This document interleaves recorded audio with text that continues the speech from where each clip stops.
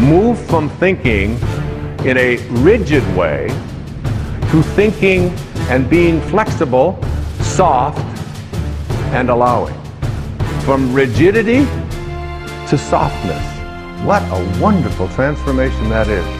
I was standing looking at, with my son Sands, and we were on Maui, and we were looking at water as water was going against some rocks and some cliffs and so on. And in these pictures, in this moment, I said to my son, I said, which do you think is stronger? The water or the cliff? The water or the rock? Which one do you think is more powerful and stronger? And he said, well, he said the rocks, obviously they're stronger and they're bigger and all. I said, but, I said, water is very, very patient, isn't it? How much chance do those rocks have if they want to survive?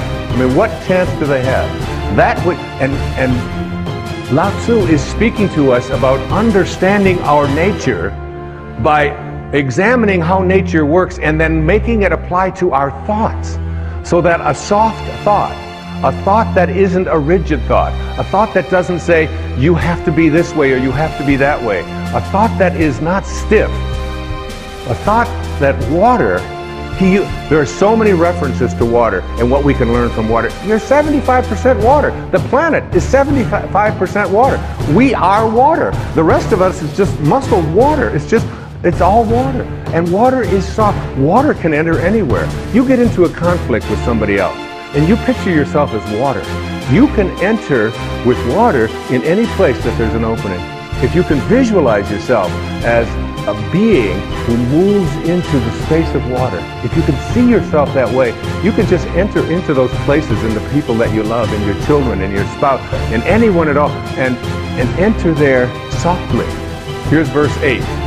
The supreme good is water, which nourishes all things without trying to. And verse 78, right smack out of the Tao. Nothing in the world is softer and weaker than water.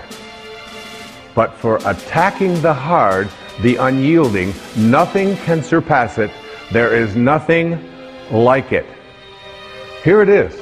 I asked when they designed this set, this beautiful set, and thank you designers for this. I asked if I could have water on the stage. They did it. They figured it out. There's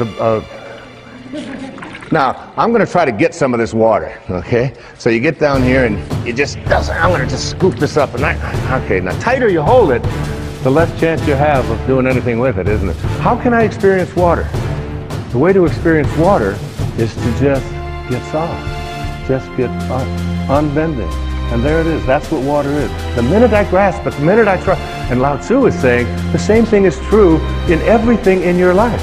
The more you grasp, the more you try to hold on to it, the more you try to be rigid with it, the less control you have of it. The softer you are, the less rigid you are, the more flexible you are as a person, the more you can accomplish. And this is a great way to practice in parenting as well. And this idea that a rigid thought, how many times have you heard this idea that if I tell you something, I'm going to stay consistent with it. We have a set of rules, these are the rules, and we'll do it this way. In the Tao it says the more rules you make, the more rule breakers you create. It's true. The more rules you have in your house about how everything has to go. We had in our house, my wife would have a big jar of M&Ms. Peanuts, you know, all these different multicolored ones. And the kids in our house, because we didn't feed them sugar and we didn't give them sodas and stuff like that, so they were just more like a decoration. Every once in a while someone would take them. They'd hardly ever be replaced. Now when we had kids come over to our house who weren't ever allowed to have such horrible things, you should have seen their behavior. You know, they would scoop them up, they'd be putting them in their pockets, and they'd get their purses and they'd open it up, and, you know, the whole thing would be empty. I'd say, well, what are you doing? He said, well, you mean you could just have these whenever you want them? I said, well, we don't really have any rules about that. It's just, it's not something that we encourage or discourage. It's just there. It's like Emerson had a wonderful line. He said, "A foolish consistency is the hobgoblin of little minds." A foolish consistency, a rigid consistency. So that there are many people who will say, if I say it on Monday, you can be absolutely certain that on Wednesday, I'm going to believe the same thing, regardless of what might happen on Tuesday. Now, Tuesday might have something real that you might want to be changing your mind. You might want to say, you know, I thought that this time, but now I've seen this, and now we can shift. And you can see how this can become and so much about the Tao is on leadership.